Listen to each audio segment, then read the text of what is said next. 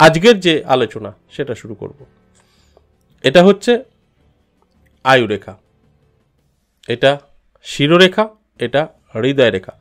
এই তিনটে রেখা কমন থাকবেই থাকবে প্রত্যেকের হাতে। সেটা হতে পারে ছোট, হতে পারে বড়, হতে পারে উপর নিচ, এটা উপর নিচ, কিন্তু থাকবেই।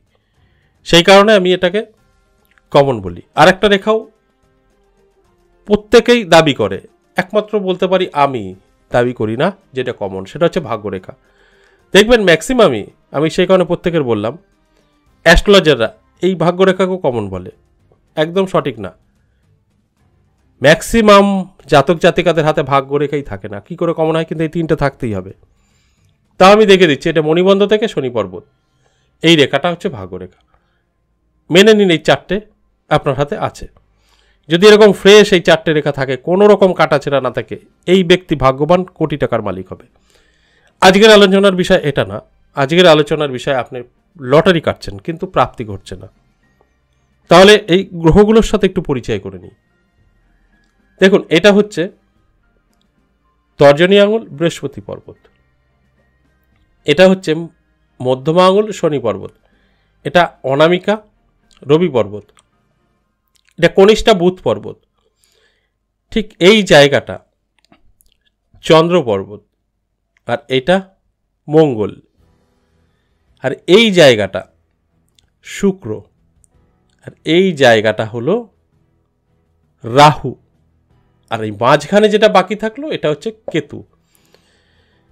তাহলে আপনার এই জায়গাটা ফোকাস করতে হবে, অর্থাৎ এই যেই জায়গাটা আমরা রাহুর স্থান বলি, আর এইটা, এই দুটো আপনি ফলো করুন।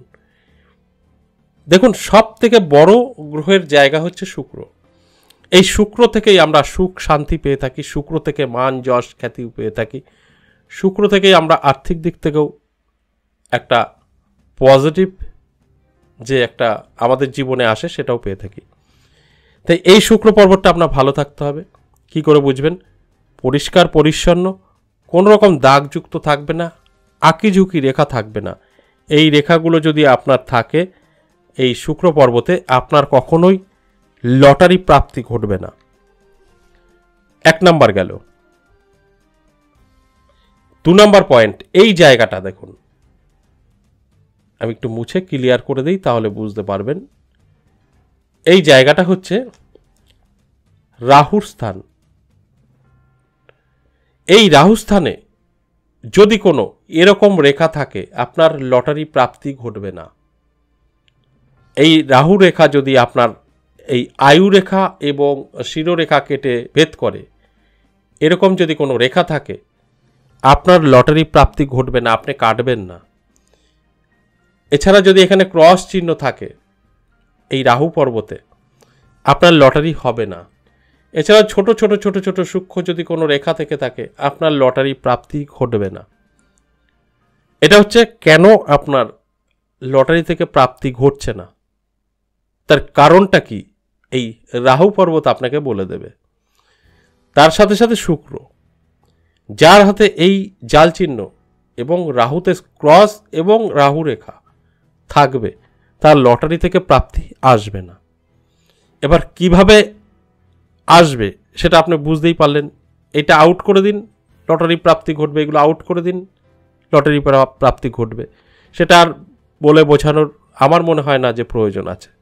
শুধু দেখুন কেন ঘটছে না। এখানে রাহু রেখা থাকলে এবং ক্রস থাকলে এবং এটা নিচু এবং কুচকানো এবং এটা দোষযুক্ত থাকলে আপনার কখনোই ফাটকা অর্থ আসবে না। লটারি তো কোনো শব্দ নয়, ফাটকা, ফাটকা অর্থ আসবে না।